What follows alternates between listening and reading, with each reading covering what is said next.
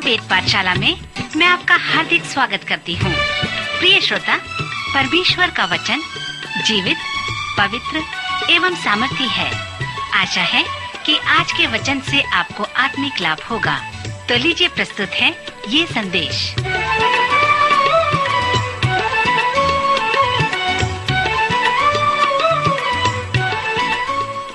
नमस्कार श्रोता मित्र, वेद पाठशाला की अगली कक्षा में आपका स्वागत है। यह कक्षा संपूर्ण पवित्र शास्त्र के सर्वेक्षण का एक भाग है, अर्थात यह कक्षा संपूर्ण पुस्तकों की रूपरेखा व परिचय को प्रस्तुत करता है। अब हम पौलुस द्वारा लिखी इफिसियों की पत्री का सर्वेक्षण समाप्त कर रहे हैं। पिछले अध्ययन के अंत में मैं उस प्रायोगिक भाग को बता रहा था जिसे पौलुस ने इफिसियों को समझाया है, जो गंभीर व आध्यात्मिक वचन है। इफिसियों के 5वें अध्याय में पौलुस ने स्त्री व पुरुष के विवाह के विषय में सुंदर रूपरेखा प्रस्तुत किया है, जो दोनों मसीह के पीछे चलते हैं। क्योंकि हम इफिसियों की पत्री का सर्वेक्षण कर रहे हैं, तो मैं पौलुस प्रेरित द्वारा बताए गए विवाह की रूपरेखा को बताना चाहता हूँ। मेरे पास एक सुंदर लकड़ी का नक्काशी है, जिसे मेरे मित्र ने मेरे लिए अफ्रीका से लेकर आया है। इस लकड़ी के नक्काशी का जो उद्देश्य है वह इस प्रकार है कि वह स्त्री व पुरुष के शरीरों में एकत्वपन को प्रस्तुत करता है, जो परमेश्वर द्वारा ठहराया गया है। यह नक्काशी जो लकड़ी का एक टुकड़ा है, जिसमें स्त्री व पुरुष के चित्र को खोद कर बनाया गया है। जिधर से भी आप उसे देखें, वे एक साथ जुड़े हुए हैं। हमने सुसमाचार के सर्वेक्षण में देखा था कि दो विवाहित साथी परमेश्वर द्वारा एक होने के लिए ठहराए जाते हैं। अब किस उद्देश्य से ये दोनों एक होते हैं?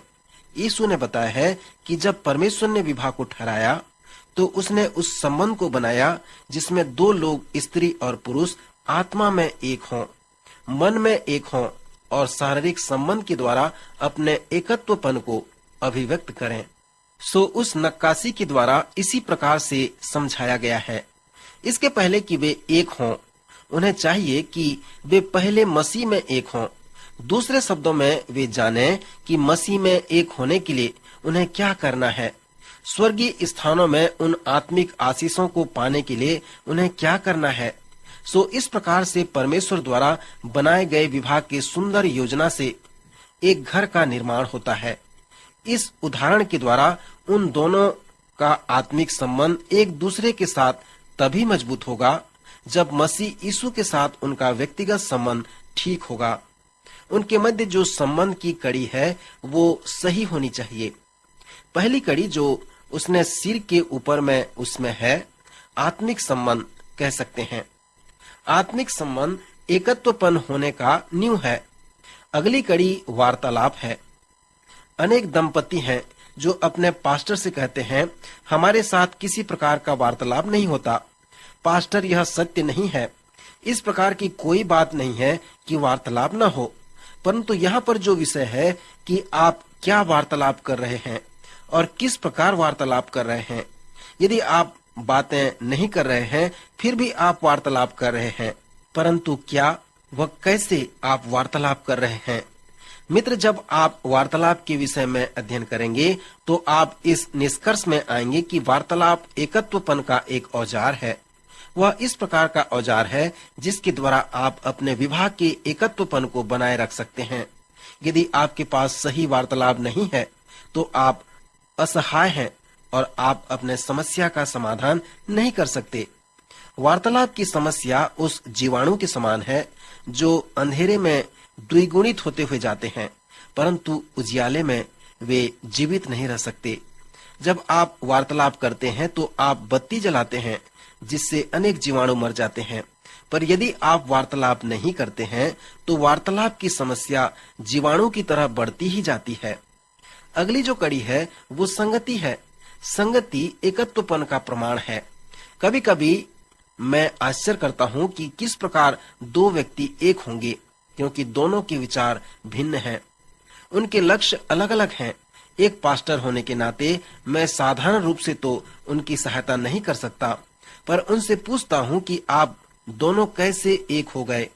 फिर इस 5 कड़ी में बीच की जो कड़ी है वो प्रेम को प्रस्तुत करता है।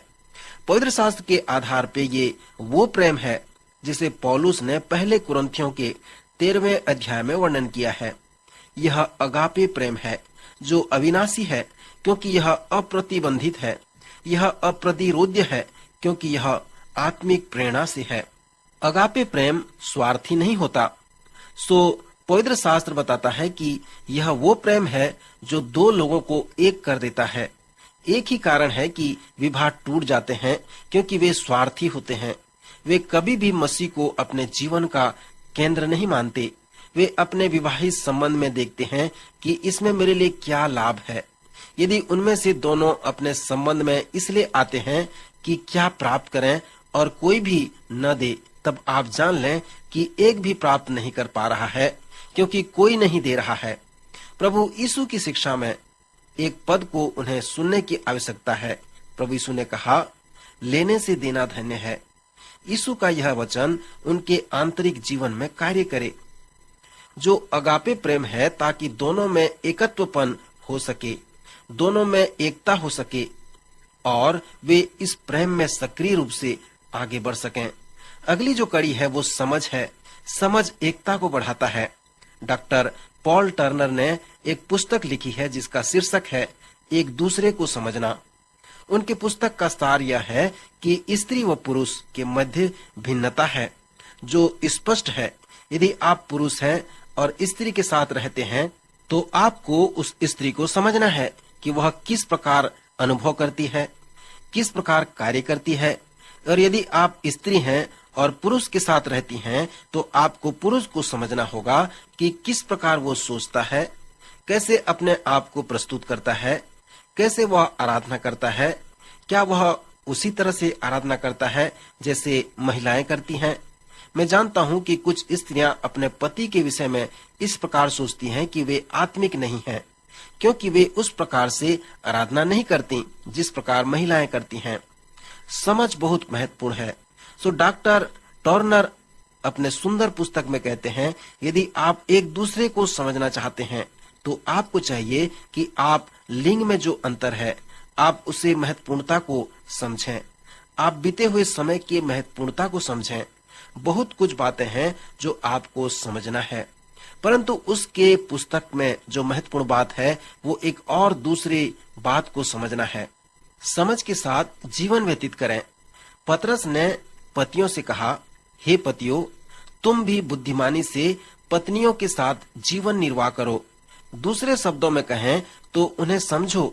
सो समझ जो है एकता को बढ़ाता है। अंतिम जो कड़ी है वो शारीरिक संबंध द्वारा दो लोग एक होते हैं। इस कड़ी को मैं एकत्वपन का आनंदमय अनुभव कहता हूँ। इस आत्मिक कड़ी में जो एकत्वपन है वो यौन संबंध है। स्त्री व पुरुष के मध्य जो शारीरिक संबंध है वो सचमुच में वार्तालाप का नमूना है। यौन संबंध वार्तालाप का बहुत तीव्र रूप है। इसी के द्वारा स्त्री व पुरुष एकत्वपन में उन सभी बातों को अभिव्यक्त करते हैं जो इन कड़ियों में प्रस्तुत की गई है। इन कड़ियों में एकत्वपन का जो सार है वह परमेश्वर के साथ उनका संबंध है, अर्थात आत्मिक एकत्वपन जो एकत्वपन की नींव है। फिर वार्तालाप एक औजार है जिसके द्वारा वो अपने एकता को बनाए रखते हैं। फिर संगति एकत्वपन का प्रमाण है। प्रेम एकत्वपन का सक्रिय भाग है। फिर समझ एकत्वपन को बढ़ाता है और फिर यौन संबंध एकत्वपन का आनंदमय अनुभूति है। जब पति और पत्नी में यौन समस्या होती है तो समस्या ये नहीं कि उसके विषय में उन्हें नहीं मालूम और उन्हें किसी पुस्तक को पढ़ने की आवश्यकता है, परंतु समस्या ये है कि उनमें एकत्वपन में आनंदमय अनुभूति नहीं है। और इसलिए नहीं है क्योंकि उनमें संगति नहीं है, प्रेम की अनुभूति नहीं है, समझ नहीं है। वो लकड़ी का नक्काशी हमें उस संबंध की रूपरेखा के विषय में बताता है कि जब परमेश्वर ने विवाह के विषय में बताया तब उसके मन में इसी प्रकार का था। 5वें अध्याय में पौलुस पति व पत्नी के संबंध में एक महान शिक्षा देता है जो इस पत्री के एक प्रायोगिक भाग में है। विवाह के संबंध में इस स्थल की तुलना वचन के और स्थलों में करें, तब आप जानने पाएंगे कि जब परमेश्वर ने उन्हें पुरुष व स्त्री करके बनाया तो उसका क्या अभिप्राय था? क्यों उसने उन्हें विवाह के सूत्र में जोड़ दिया जो एक घर की नींव है? सो जब आप इसकी तुलना करेंगे तो जानने पाएंगे। अगला उदाहरण इस विवाह के संबंध में जो है वो त्रिभुज है। त्रिभुज के दोनों निचले भाग में अर्थात एक भाग में स्त्री व एक भाग में पुरुष को देखें और फिर ऊपर के भाग में परमेश्वर को देखें। जिस प्रकार वे एक दूसरे के निकटता में हैं, उसी प्रकार वे परमेश्वर की निकटता में भी आते हैं। सो विवाह में जो आत्मिक संबंध है, यही बात उसका वर्णन करता है। फिर 5वें व 6वें अध्याय में पति व पत्नी के संबंध के विषय में बताने के बाद वह दास व स्वामी के विषय में बताता है कि दास किस प्रकार अपने स्वामी की आज्ञा माने और स्वामी किस प्रकार दासों के साथ व्यवहार करे। फिर बालकों के लिए भी कहा गया है कि वे प्रभु में अपने माता पिता के आज्ञाकारी बने, क्योंकि यह उचित है, और वे अपने माता पिता का आदर करें। सो बच्चों का संबंध माता पिता के साथ उचित हो और माता पिता का संबंध भी बच्चों के साथ सही हो। इस पत्री में पौलुस कहता है कि जिसके साथ भी तुम निकटता में हो, इस संबंध को उसके साथ प्रारंभ करो। यदि आप विवाहित हैं तो अपने साथी के साथ, यदि आप छोटे हैं तो अपने माता पिता के साथ इस शिक्षा को लागू करें। यदि आप कहीं पर कार्य करते हैं तो अपने सहकर्मियों के साथ इस शिक्षा को लागू करें। सो इसी पत्री के प्रायोगिक भाग को हम संबंध को पहनना या पहनाना कह सकते हैं। श्रोता, पौलुस इस पत्री के दूसरे भाग में जिस सच्चाई का वर्णन हमसे किया है, वे कुछ भी हों, हम उसे अपने संबंध में लागू करें। अनेक लोग इस बात को नहीं समझ पाते हैं कि आत्मिक संसार में धनात्मक बातें भी हैं और ऋणात्मक बातें भी हैं, अर्थात अच्छे आत्मा भी हैं और बुरे आत्मा भी हैं। 6वें अध्याय में पौलुस ने कहा है कि हमारा युद्ध आत्मिक युद्ध है। हमारा युद्ध लहू और मांस से नहीं, परंतु प्रधानों और अधिकारियों से और इस संसार के अंधकार के हाकिमों से और उस दुष्टता की आत्मिक सेनाओं से है जो आकाश में है। सो एक ही तरीका है कि हम उन आत्मिक सेनाओं से जय प्राप्त कर सकते हैं। वो इस प्रकार है कि हमें प्रतिदिन परमेश्वर के सारे हथियार बांधने हैं ताकि हम शैतान की युक्तियों के सामने खड़े रह सकें।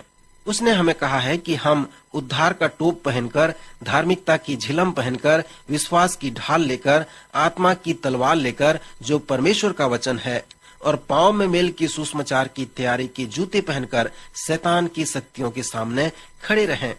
मित्र, यहाँ पर वह उन आत्मिक हथियारों के विषय में वर्णन करता है और बड़े उत्साह के साथ हमें कहता है कि हम आत्मिक युद्ध में हैं और हमें लड़ना है, परंतु अपने बल व सामर्थ्य से नहीं, लेकिन पवित्र आत्मा की सामर्थ्य से लड़ना है। श्रोता, मैं आपको आज इस चुनौती के साथ छोड़ना चाहता हूँ कि क्या आपने उद्धार का टोप पहना है? क्या आप जानते हैं कि आप पाप के सामर्थ्य से बचाए गए हैं? क्या आपका हृदय धार्मिकता की झिलम से बचाया गया है? क्या आप विश्वास की ढाल का उपयोग करते हैं? क्या आप जानते हैं कि आत्मा की तलवार जो परमेश्वर का वचन है कैसे उपयोग किया जाता है? तो आपको चाहिए कि आप अपने पांव में मेल के सुसमाचार की तैयारी के जूते पहनकर दूसरों को सुसमाचार सुनाएं।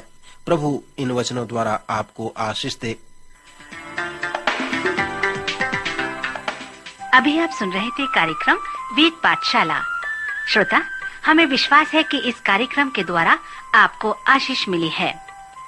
यदि इस कार्यक्रम के विषय में अधिक जानकारी प्राप्त करना चाहते हैं या बाइबल अध्ययन से संबंधित कोई प्रश्न हमसे पूछना चाहते हैं, तो आप हमें इस पते पर लिखें। हमारा पता है कार्यक्रम वेद पाठशाला, post box number 713, EN post, Faridabad 7। पता एक बार फिर सुन लीजिए। कार्यक्रम वेद पाठशाला, post box number 713, EN post, Faridabad 7। आज के कार्यक्रम का समय यहीं पर समाप्त होता है। अगले कार्यक्रम में आपसे फिर भेंट होगी। तब तक के लिए नमस्कार।